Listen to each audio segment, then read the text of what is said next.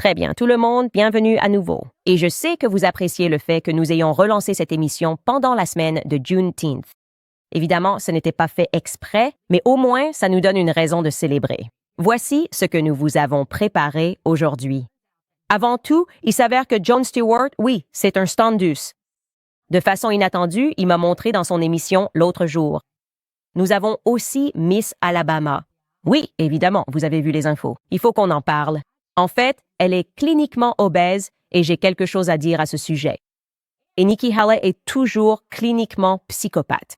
Mais d'abord, je veux parler d'un extrait de Tucker Carlson qui circule et qui indigne certaines personnes. Tout ce qui arrive à Candace.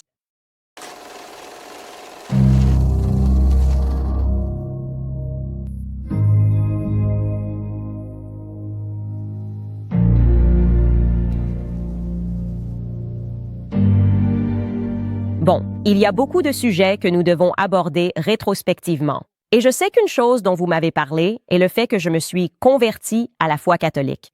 Candace, pourquoi? Candace, ah ouais. Candace, non. Je ne vais pas entrer dans les détails maintenant car il y a tellement de choses que je voudrais dire et je suis toujours en plein voyage. Et j'apprends encore. Mais un aspect qui m'a vraiment marqué, c'est que mon mari, très tôt, évidemment, quand nous nous sommes mariés et que je l'interrogeais sur sa foi catholique, m'a dit, « Tu sais, devenir un étudiant de l'histoire, c'est devenir catholique. » Je ne savais pas ce qu'il voulait dire par là. Je trouvais que ça sonnait ridicule. Je trouvais que ça sonnait très intellectuel et anglais, pour ainsi dire. Et c'est pour ça que je l'ai épousé, parce qu'il est très intellectuel et anglais. Mais je n'ai pas vraiment commencé à comprendre ce qu'il voulait dire. Et d'ailleurs, mon mari était aussi un converti. Il a grandi dans l'Église américaine. Je n'ai compris ce qu'il voulait dire que lorsque j'ai commencé à étudier la véritable histoire américaine, c'est ce que je devrais dire. Ce qu'on apprend à l'école, c'est juste tellement basique, c'est tellement faux. Et quand on commence vraiment à rechercher la véritable connaissance et à lire des livres, pas ceux qui nous ont été imposés par le système d'éducation publique, on se rend compte à quel point on sait peu de choses, c'est assez bouleversant. L'Amérique en particulier, nous sommes vraiment une nation unique pour de nombreuses raisons. Et maintenant, je crois que nous sommes une expérience psychologique extrême qui dure depuis très longtemps. Considérez l'Amérique comme une psychose de formation de masse. Évidemment, vous connaissez ce terme à cause du COVID.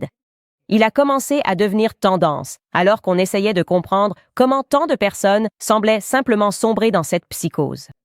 Il y avait des gens qui couraient partout, effrayés à l'idée de voir d'autres personnes respirer. N'oubliez jamais cela. Vous ne devriez jamais faire de pause. Vous devriez toujours, au contraire, faire une pause et réfléchir à quel point c'était incroyablement insensé. Il y a quelques années, en Amérique, des gens se promenaient en voyant des enfants qui respiraient et cela les dérangeait. Ils disaient « Où est ton masque? Comment fais-tu pour respirer? » On avait des marquages au sol. Tu te souviens quand on allait à l'épicerie? Tous les 6 pieds, et les gens marchaient sur les marquages, et Dieu nous préserve si tu oubliais le riz, qui était 6 pieds en arrière. Et tu te disais, oh, est-ce que je peux faire demi-tour? Et la personne derrière toi disait, non, non, non, n'ose même pas. Tu vas devoir faire tout le tour des marquages du magasin et revenir si tu as oublié quelque chose, parce que, Dieu nous en garde, tu pourrais respirer sur moi? C'est de ça qu'on parle quand on évoque la psychose de formation de masse. Les médias ont réussi à faire ça. Et je veux être claire, ils font ça depuis très longtemps. Et ce n'était pas toujours seulement à propos des maladies. Ce n'était pas toujours pour pousser les gens à soumettre leur corps à un autre vaccin, même si c'est un aspect important de la question. Mais cela concernait aussi des sujets comme la religion, la foi. Récemment, Tucker Carlson a rejoint Joe Rogan pour un entretien incroyable. Si tu ne l'as pas vu, tu devrais vraiment le regarder. L'une des raisons pour lesquelles j'aime Tucker, c'est parce qu'il est un peu comme moi. Quand tu écoutes son émission, c'est comme s'il parlait simplement à ses amis. Il se pose des questions. Il pose des questions. Il est prêt, je suppose, à s'éloigner du récit dominant et les membres des médias traditionnels le détestent pour ça. Ils le détestent parce qu'il suggère qu'il nous mente tout le temps, parce que c'est vrai. Mais il a dit quelque chose de vraiment captivant lorsqu'il parlait à Joe Rogan. Et je veux te montrer ce qu'il a dit. Et je veux que tu y réfléchisses vraiment sérieusement. Écoute bien, je vais être précis. Août 1945, quand nous avons largué les bombes atomiques sur Hiroshima et Nagasaki. Et tout à coup, l'Occident devient officiellement laïque. Sommes Dieu. Il n'y a pas d'autre Dieu que nous. Et c'est dans ce monde que nous grandissons. Mais c'est une anomalie. Personne d'autre n'a jamais pensé cela. Il n'y a jamais eu de société qui pensait cela. Toutes les autres sociétés ont supposé. Et elles ont eu toutes sortes d'explications différentes, et les détails varient, mais l'idée centrale ne varie pas. Elle n'a jamais varié depuis les cavernes jusqu'à aujourd'hui. Nous sommes constamment influencés par des forces spirituelles. Nous sommes constamment influencés par des forces spirituelles. Et il a raison. Après le largage de la bombe atomique, soudainement l'Occident a complètement changé et nous sommes devenus uniques. Nous sommes devenus une anomalie en croyant que non, non, non, non, non, c'est nous les dieux maintenant. Non, non, non, non, la science, c'est ça qui compte. Le spiritualisme, hors de question. La foi, hors de question. Eh bien, laissez-moi vous poser une question. Et si les personnes qui nous ont donné cette idée savaient très bien que c'était un mensonge? Si c'était un effort psychologique pour vous faire croire que c'était la seule réalité, qu'il n'existait aucune puissance supérieure, qu'il n'y avait rien de tel qu'un esprit, alors cela leur permettrait d'impacter votre esprit à répétition. Je crois fermement, je sais pertinemment que vos yeux et vos oreilles sont la fenêtre de votre âme. Vous avez une âme. Et si vous écoutez de la musique sombre, si vous regardez des choses comme la pornographie ou des films violents, cela impacte votre esprit et les personnes qui ont introduit ces choses en sont assurément conscientes. Donc, en gros, le plus grand tour que le diable ait jamais joué a été de convaincre les gens qu'il n'existait pas, de convaincre les gens que Dieu n'existait pas. Et peut-être que nous sommes en réalité influencés par des personnes qui vénèrent Satan, des personnes qui sont véritablement diaboliques. Vous savez, quand je repense à ce que j'abordais dans mon ancienne émission, ce qui a provoqué cette panique dans les médias de masse, ce qui les a poussés à essayer d'annuler Candace de manière très efficace, je me rends compte que je parlais beaucoup de psychologie et de gouvernement. Je parlais de Sigmund Freud, le père de la psychologie moderne, qui était en réalité un pervers qui protégeait des violeurs d'enfants. Je parlais aussi, comme nous l'avons évoqué hier, de Magnus Hirschfeld, le créateur de l'idéologie transsexuelle, qui, vous savez, a été écarté du débat et à propos duquel on a menti sur moi. Non, elle en parlait en dehors du sujet. Non, je parle des psychologues. Je parlais aussi du procès intenté contre Didi. C'était un procès très fascinant parce qu'il parlait de la personne qui l'a poursuivi, d'Hollywood, et de son mode de fonctionnement. Et cela sous-entendait très fortement que le gouvernement contrôle Hollywood, qu'il y a une sorte de gang qui contrôle Hollywood. Et ils ont complètement paniqué à ce sujet. Absolument. On ne peut même pas en parler. Pourquoi donc? Et cela m'a un peu rappelé ces conversations que j'avais en privé avec Ye quand tout cela se passait. Il me disait des choses que je n'arrivais tout simplement pas à... Je n'arrivais pas à comprendre. Vous savez, il me parlait du fait que tout le monde a un gestionnaire à Hollywood. Vous savez, il appelait les gens les ops. Vous savez, cette personne est avec le gouvernement. Et il a notoirement déclaré que Didi était un agent fédéral. Il l'a dit publiquement. Didi, un agent fédéral. Didi, un agent fédéral. Et tout le monde disait, Kanye est fou. Et maintenant, on regarde ce procès et on se dit, OK, attends une seconde. De toute évidence, Didi était protégé par le gouvernement. De toute évidence, Didi avait quelqu'un qu'il pouvait appeler pour venir effacer les traces s'il tirait sur quelqu'un. Ce que la personne dans le procès affirme qu'il a fait et qu'il a pu faire disparaître l'affaire et faire en sorte que les médias mentent sur ce qui s'est réellement passé dans son studio. Encore une fois, ce ne sont que des allégations, mais elles sont intéressantes et elles m'intéressent plus que jamais auparavant. Vous m'avez peut-être récemment vu faire la promotion de ce livre, Charles. Je vais vous le montrer ici. Juste pour que vous sachiez, ce livre m'a été envoyé cette année pour mon anniversaire par mes amis et je n'avais aucune idée de ce dans quoi je m'embarquais. Et honnêtement, les gars, mon cerveau est en bouillie. Je ne sais plus quoi penser de la société américaine, mais je sais que les gens dans notre gouvernement sont en réalité mauvais. Il s'appelle Charles et le sous-titre est Charles Manson, la CIA et l'histoire secrète des années 60. Il a été écrit par Tom O'Neill et je vais très brièvement vous expliquer comment l'histoire commence parce que c'est impressionnant. Vous avez ce type, il va bientôt avoir 40 ans et son rédacteur en chef vient le voir. C'est un journaliste pour le magazine Premier à Los Angeles ou à Hollywood. Il lui dit « Hey, ça va être le 30e anniversaire des meurtres de Manson qui ont à jamais changé Hollywood. » On croyait, de façon notoire, que cela avait mis fin à l'ère des hippies.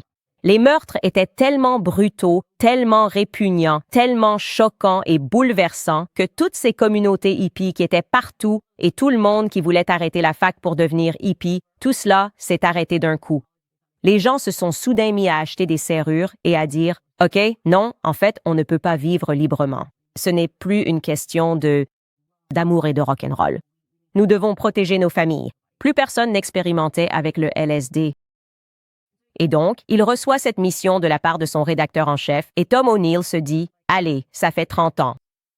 Qu'est-ce que je vais bien pouvoir découvrir ici qui n'a pas déjà été dit? » Et il commence à passer quelques coups de fil et il est un peu frappé par le fait que les gens semblent presque avoir peur de lui parler.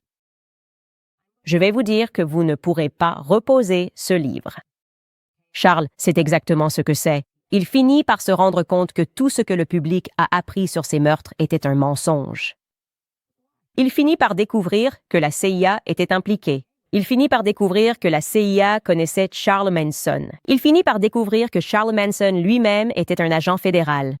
Charles Manson menait des expériences pour le compte du gouvernement avec du LSD, droguant intentionnellement des gens. Notre gouvernement était obsédé par la façon de créer un esprit, ou plutôt, comment contrôler un esprit, comment créer une psychose de masse. Et il menait toutes sortes d'expériences illicites sur le peuple américain, droguant des gens, droguant même des personnes qui travaillaient à la CIA. Cela nous amène aussi à MKUltra. Nous en avons déjà parlé, vous savez, l'idée que le gouvernement est impliqué dans le fait de droguer des gens dans le but de les contrôler. Ils disent, Mike, que MKUltra a pris fin. Ils parlent de tout ce qui concerne MKUltra. Eh bien, tu penses que ça s'est arrêté? Moi? Non, je ne le pense pas. Pas après ce que Ye m'a raconté. Pas après avoir lu les messages textes qui lui ont été envoyés par ce qu'il appelle, entre guillemets, son gestionnaire. Tu sais, le menaçant de le droguer et de le renvoyer à La La Land, lui disant qu'il ne reverrait jamais ses enfants. Qu'est-il arrivé à Britney Spears? Vous savez, je pense qu'en tant que nation, nous devons être capables d'affronter le fait qu'il existe un véritable mal, que les démons sont réels.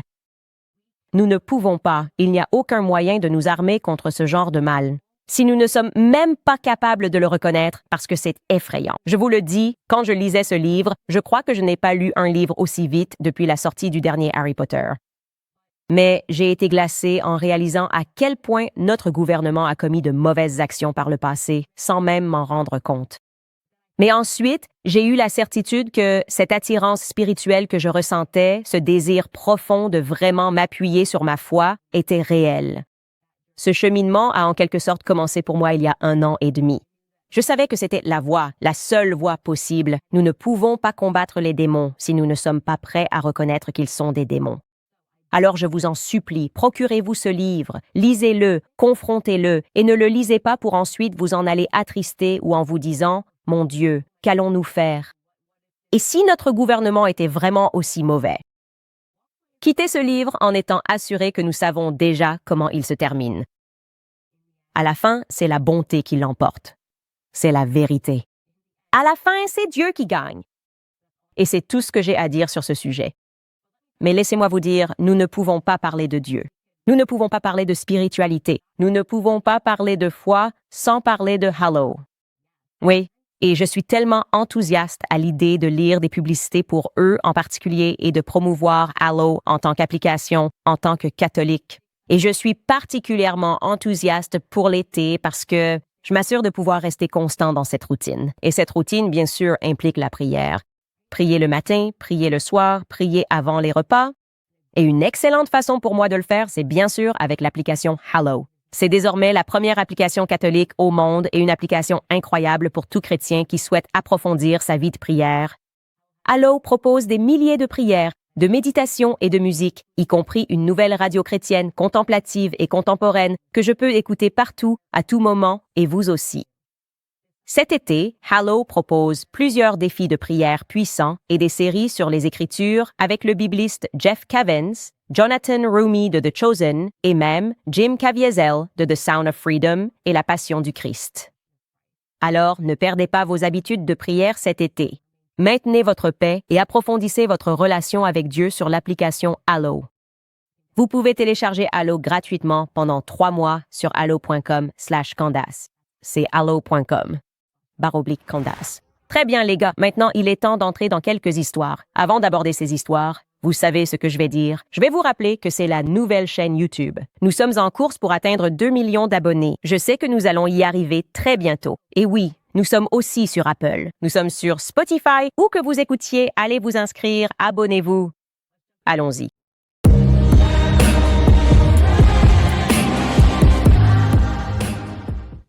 Très bien. Alors pour commencer, je me suis réveillée ce matin avec un email de Newsweek. Ils ont dit « Candace, avez-vous un commentaire sur ce que Jon Stewart a dit à votre sujet dans son monologue hier soir? » J'ai dit « Jon Stewart? » Jon Stewart regarde mon émission, ou plutôt mon ancienne émission. Qu'est-ce qu'il dit sur moi? Elle a dit que c'était en lien avec le mois des fiertés. Alors je suis allée écouter ce qu'il a dit, et voici ce que c'est. Apparemment, Target est moins fier de la fierté cette année. Mais pourquoi? Le géant de la distribution Target fait face à un retour de bâton de la part des conservateurs à propos de sa dernière collection célébrant la communauté LGBTQ. N'achetez pas chez Target, sinon vous êtes gay et vous êtes un pervers.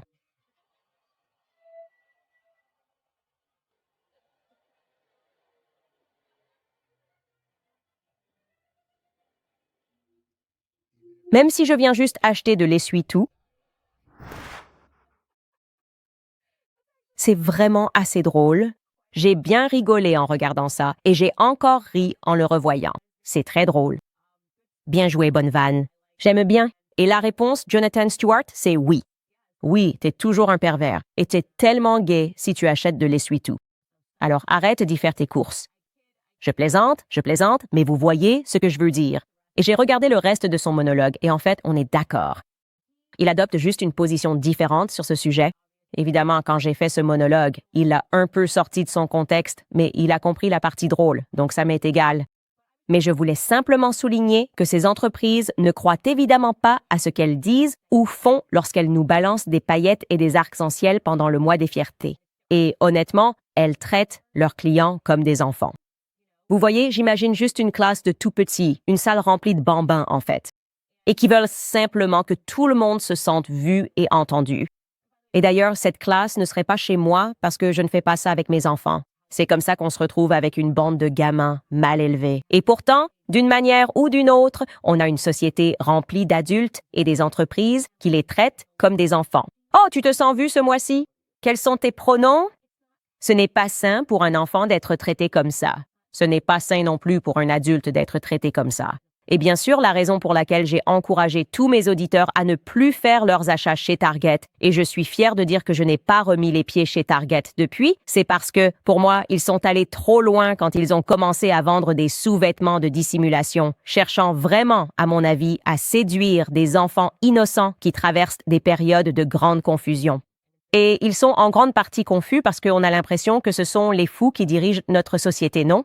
Ils n'apprennent pas auprès d'adultes qui sont raisonnables. Ils n'apprennent pas auprès d'adultes qui ne sont rien d'autre qu'effrayés à l'idée que, s'ils ne se plient pas à un certain discours, ils vont tout perdre. Maintenant, l'angle que Jon Stewart a pris lorsqu'il a fait son monologue était essentiellement le même. Ces entreprises ne se soucient pas de vous. Et il a présenté tout un tas de preuves montrant comment elles lancent ces campagnes, puis s'arrêtent immédiatement après. Et tout ce qu'elles essaient vraiment de faire, c'est d'éviter les critiques. Et parfois, bien sûr, ils veulent simplement gagner de l'argent. C'est tout. Ils veulent juste faire de l'argent. Ils se rendent compte que vous avez beaucoup de sentiments et que si vous avez l'impression d'être reconnu, alors vous allez courir acheter leurs produits.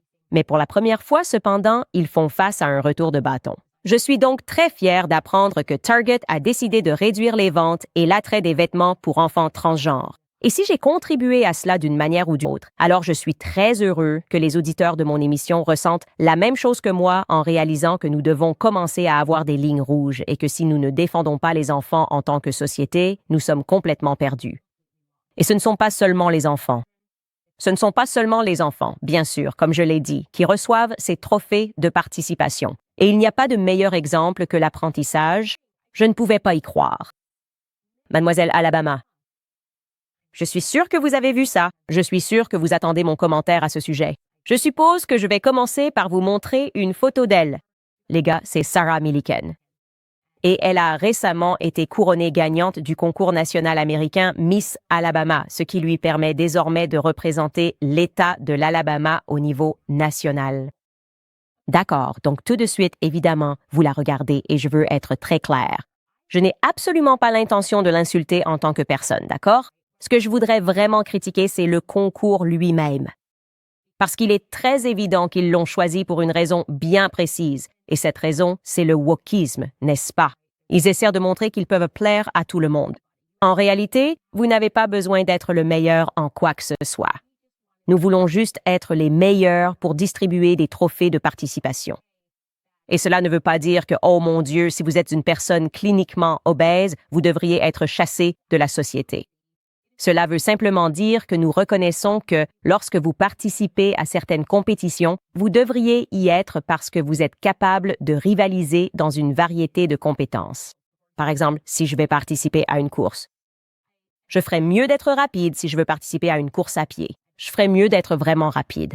Ce serait ridicule s'il décidait, lors d'une course où l'on cherche à savoir qui est le sprinter le plus rapide, de simplement donner la victoire à une personne en fonction de la couleur de sa peau ou de son apparence.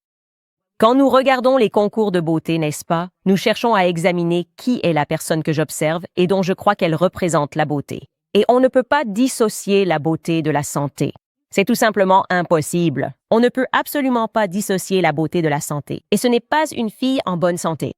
Elle n'est pas du tout en bonne santé. Et donc, elle a reçu énormément de critiques et je me sens mal, encore une fois, qu'elle ait eu l'impression d'être la cible des gens. Mais quand le concours lui-même fait une déclaration comme ils l'ont fait, ils ont dit « elle est une pionnière ». Ceci est une citation directe. Elle est une pionnière de l'inclusivité. Et nous ne pourrions pas être plus ravis pour cette magnifique légende. D'accord, de quel genre de légende parle-t-on? C'est ce que je veux savoir. De quel genre de légende parle-t-on? Parce que pour moi, ce qu'elle représente réellement, c'est que nous avons une société qui souffre de divers maux. L'un d'eux est que la première cause de mortalité dans notre société est l'obésité clinique. Et l'un des maux dont nous souffrons est le mensonge chronique. Vous avez des médias et tout un écosystème qui soutient les médias et leurs mensonges. Et en ce moment, ils essaient de nous convaincre que la maladie, c'est la santé. Encore une fois, on revient à ce dont nous parlions plus tôt, la psychologie, n'est-ce pas? C'est une autre psychose de formation de masse qui essaie de convaincre les gens qu'ils devraient détourner le regard ou, en fait, regarder quelqu'un qui est cliniquement obèse et essayer de voir cela comme une image de santé et de beauté. C'est un mensonge. C'est un mensonge troublant. Et la vérité, c'est que ce mensonge fait du mal à des personnes comme Sarah, n'est-ce pas? Sarah peut concourir. Dans ces concours, elle le peut. Et ce qu'elle devrait faire, c'est travailler dur comme tout le monde. Elle devrait essayer de devenir un modèle et une image de la santé. C'est ce qu'elle devrait faire. Elle devrait en fait dire « Je sais qu'elle est ma taille, mais je peux changer cela. Je peux me lever chaque jour. » Cela peut commencer par le fait de prendre des mesures simples. Et je sais que je peux perdre du poids et que peut-être un jour, c'est l'objectif. Je veux pouvoir participer à un concours de beauté et pouvoir partager mon histoire. Parce que ça, d'ailleurs, c'est une histoire à laquelle beaucoup peuvent s'identifier. Je connais tellement de gens qui ont des difficultés avec leur poids. En fait, ironiquement, je fais en ce moment un défi de pas avec mes sœurs. Et même si mes sœurs ne sont pas obèses morbides, comme Sarah, elles disent « on ne fait aucun pas de toute la journée. On a quelques kilos en trop. On veut faire quelque chose à ce sujet. Alors, on va se lever un peu plus tôt. On va commencer à marcher. » C'est ça qu'on veut partager, non? Un objectif que tu peux atteindre et elles disent « d'accord, on fait tant de pas. Maintenant, je vais faire autant de pas et d'autres personnes se sentent inspirées par ça. » Et on regarde nos montres. Et quand je vois que ma sœur a fait plus de kilomètres que moi, je sors alors pour essayer de faire 1 kilomètre de plus, j'attrape un des enfants ou j'attrape Satan et on part marcher. C'est comme ça qu'une société saine devrait fonctionner. Donc, on devrait rejeter cela. On devrait absolument rejeter cela. Et d'ailleurs, Sarah a donné une citation. Elle a dit qu'elle avait été un peu traumatisée après avoir lu les commentaires. Et donc, elle a limité ses interactions sur les réseaux sociaux à cause de cela. Et ça me rend triste pour elle. Ça me rend triste pour elle parce que ça ne devrait pas arriver, parce que Sarah n'aurait pas dû gagner ce concours à la base. Mais elle dit que c'était un de ses rêves. Et maintenant, son rêve a été reconnu. Cela fait 8 ans qu'elle travaille pour ça. Et quand elle a appris qu'elle avait gagné, sa réaction a été, je cite, un pur choc.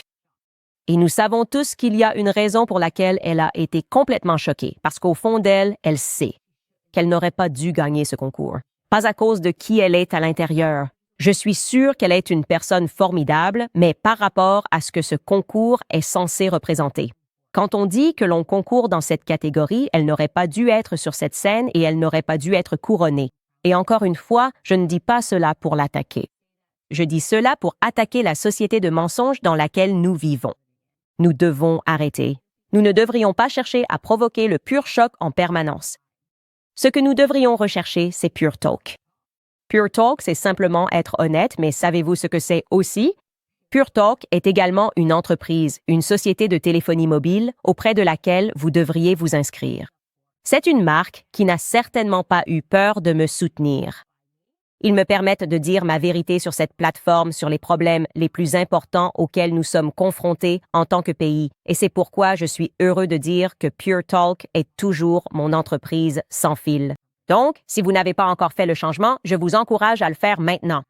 Discussion entre pairs vous met sur le réseau 5G le plus fiable des États-Unis et offre des appels, des SMS et beaucoup de données illimitées pour seulement 20 $ par mois. Pensez-y. Pourquoi êtes-vous toujours chez Verizon, AT&T ou T-Mobile? Vous pouvez littéralement obtenir la meilleure couverture 100% américaine. Service client et votre famille peut économiser jusqu'à 1 000 $ par an. Et le meilleur dans tout ça, bien sûr, c'est que vous allez soutenir l'emploi américain. C'est une entreprise dirigée par des vétérans américains, comme tant d'autres entreprises avec lesquelles je travaille aujourd'hui, parce que c'est important.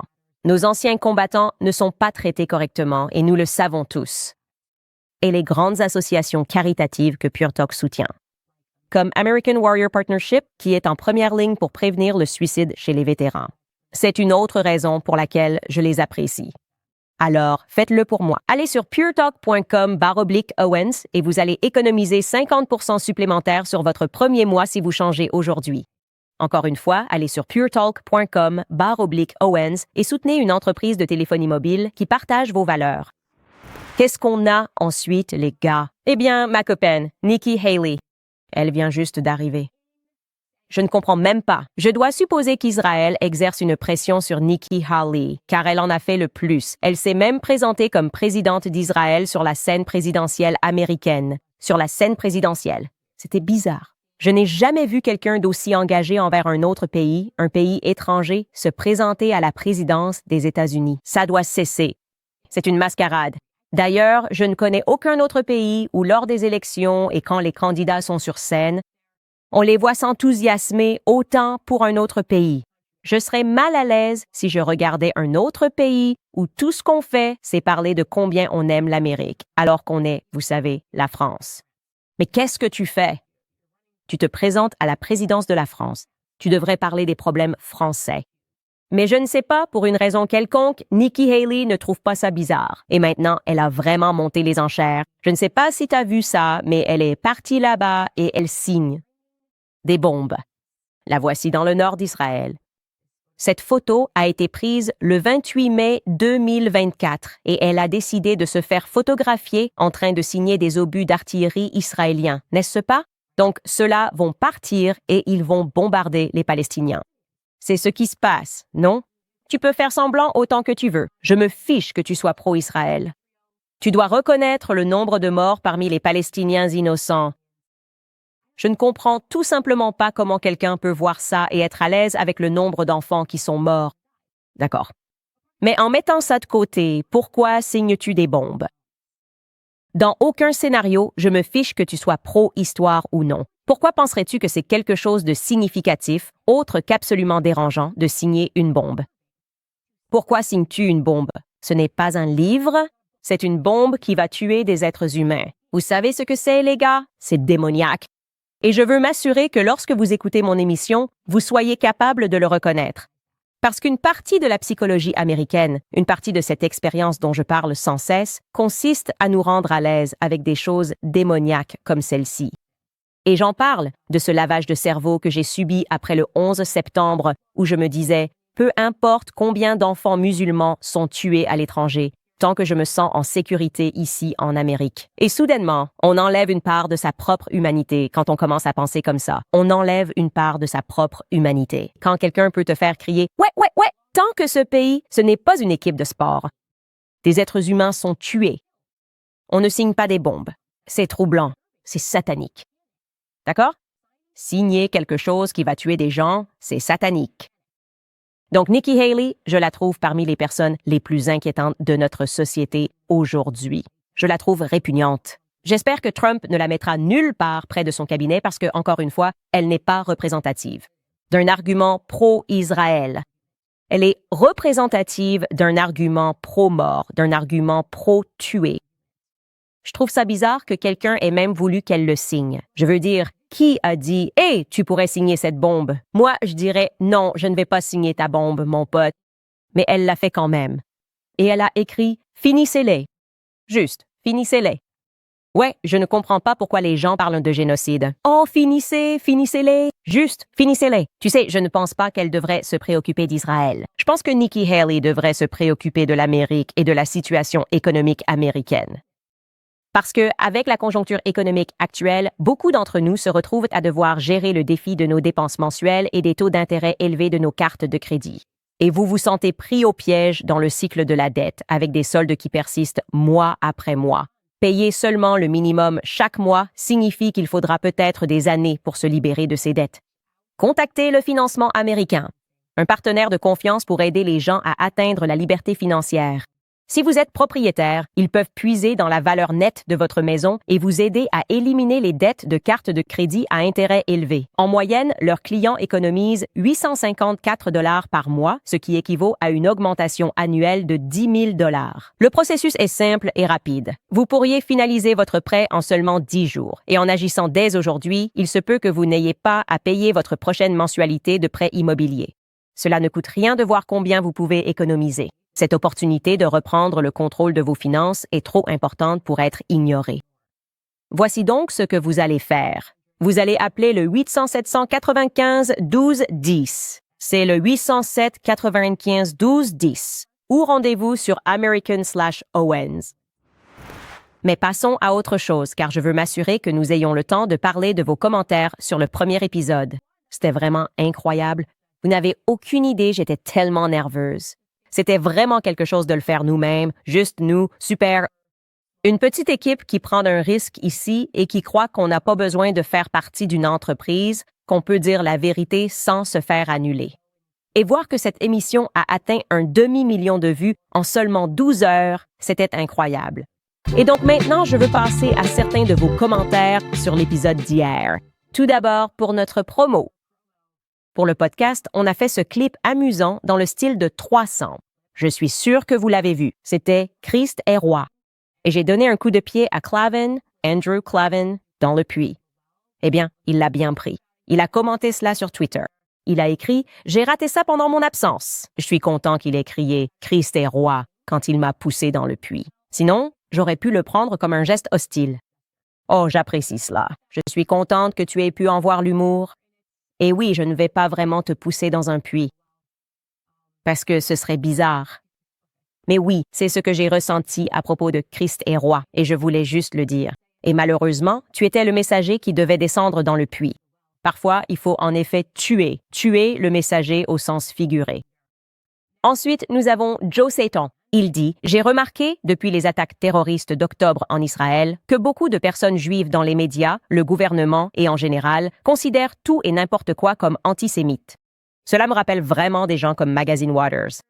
Joyless Reed, Al Sharpton et beaucoup de Noirs qui accusent tous ceux qui ne sont pas d'accord avec eux d'être racistes. En fait, cela atténue la signification et l'impact de l'accusation. Je suis tellement d'accord avec toi, Joe, sur ce point, et c'est pourquoi je l'ai dénoncé. On dirait que, tout à coup, c'est comme si les vies juives comptent.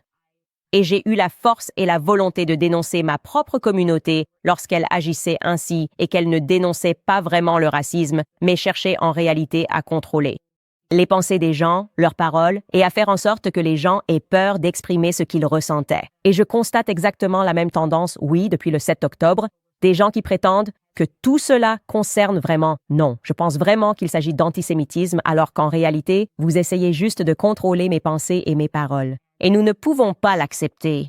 Encore une fois, il n'y a aucune race supérieure à une autre. Donc, que vous vous considériez comme juif de race, noir de race ou blanc américain de race, cela ne prend pas avec moi. Ça ne marche pas avec moi. Il n'y a tout simplement pas de catégorie spéciale dans ma tête. Et les Olympiades de la victimisation, c'est nul. Dès que tu commences à te poser en victime et à crier à l'antisémitisme et au racisme toute la journée, tu deviens insupportable. Je n'ai pas envie de traîner avec toi. C'est ce que je veux que tu comprennes. Ensuite, nous avons Paul. Il écrit, à mon avis, faire face à la persécution pour être un Christ est un signe que tu es sur la bonne voie. Oui, et c'est pour cela, mes amis, que tu ressens cette gratitude. Bien sûr, évidemment, tout a été super traumatisant et la façon dont ça s'est passé, c'était juste tellement choquant. Et j'essayais de comprendre comment j'avais pu donner plus de 3 ans de ma vie et déménager ici. Et je me suis vraiment sentie traitée de façon tellement injuste. Et d'entendre ces choses dites à mon sujet pour quelque chose qui, à mon avis, relève de la doctrine chrétienne de base. Mais ensuite, une immense gratitude m'a envahi. Et je pense que c'est ça que cela touche vraiment au cœur de la foi chrétienne. En réalisant, maintenant, je me sens vraiment comme un Christ. Comme si la persécution était le commencement du Christ. Et j'adore juste ton commentaire parce qu'il est tellement vrai. Ensuite, écrit Asia Khan, c'est la même chose qu'ils font avec ceux qui protestent pour la Palestine, en disant que 10 000 enfants de moins de 10 ans ne devraient pas être morts, ce qui n'est pas antisémite. Vous avez raison, ce n'est pas antisémite, c'est pro-chrétien. Et moi, j'étais très mal à l'aise avec le nombre d'enfants palestiniens que je voyais sur mon fil Twitter, avec le nombre d'enfants qui étaient tués. Et je ne vais pas dénigrer mon Christ parce que j'ai peur d'être traité d'antisémite.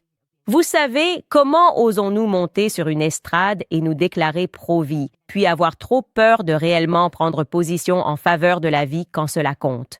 Des enfants partout devraient toujours être protégés. Les vies innocentes doivent toujours être protégées. Que ces vies soient israéliennes, palestiniennes ou américaines, en général, nous devons préserver la vie des innocents. Ensuite, Candace, il y a une autre Candace. Je pensais être le seul. Elle écrit « Comprends-le, reine. Nous savions tous que tu n'allais nulle part. Le retour est toujours plus grand que l'échec. Que Dieu te bénisse, Candace. » Merci les gars. Et au fait, beaucoup d'entre vous sont allés de l'avant et sont allés sur clubcandice.com pour soutenir ce spectacle. J'ai été tout simplement submergée par le soutien et l'amour que vous m'avez donné. Vraiment, je veux que vous sachiez que je n'aurais pas pu faire cela sans vous et que nous pouvons maintenir l'émission. Grâce à votre soutien sur Locals, grâce à votre soutien sur Mnect. Je suis sur MNECT et je vais lire certaines de vos questions que je reçois sur MNECT, M-I-N-N-E-C-T. Cela signifie a minute to connect, 1 minute pour se connecter. Grâce à votre soutien, parce que vous avez fait quelque chose d'aussi simple que d'acheter une tasse Send, que, encore une fois, nous allons devoir arrêter à chaque 1 million d'abonnés. Donc, j'espère que celles-ci seront bientôt arrêtées, alors que nous approchons des 2 millions. Le dernier commentaire ici d'Amanda dit « Dire que le Christ est roi est antisémite, cela me semble anti-catholique. » Je suis d'accord. Je pense que c'est anti-chrétien de dire que nous ne pouvons pas professer notre foi. Ne vous inquiétez pas. Je n'arrêterai pas de la professer, bébé. Le Christ est roi. C'est tout pour aujourd'hui, les amis. Vous savez quoi faire. Suivez-nous sur Candace O Show. C'est sur TikTok, c'est sur Instagram, sur Twitter. C'est sur Twitter, c'est sur Twitter. C'est sur Twitter, c'est sur Twitter. À l'émission de Candace O, cliquez sur s'abonner. Nous sommes sur Spotify. Nous sommes sur Apple. Faisons grimper ces classements, les amis. On se retrouve demain.